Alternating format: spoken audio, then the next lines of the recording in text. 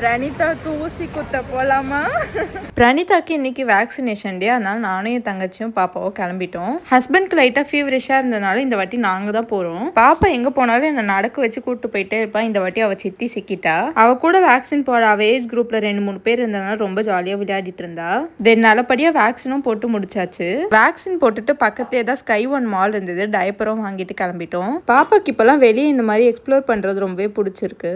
மால்குள்ள போனா ground ஃப்ளோர்லேயே DMart இருந்துச்சு. நேத்து விட்ட ஷாப்பிங் இன்னைக்கு பிடிச்சிடலான்னு சொல்லிட்டு கிளம்பிட்டோம்.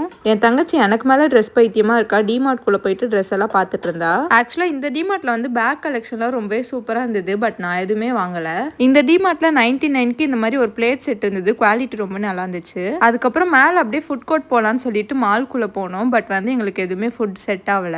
பிரணீதா வந்து இந்த பேட்டரி கார்ல ஒரு ரைட் போயிருந்தா. அவளுக்கு ரொம்பவே ஜாலியா இருந்துச்சு.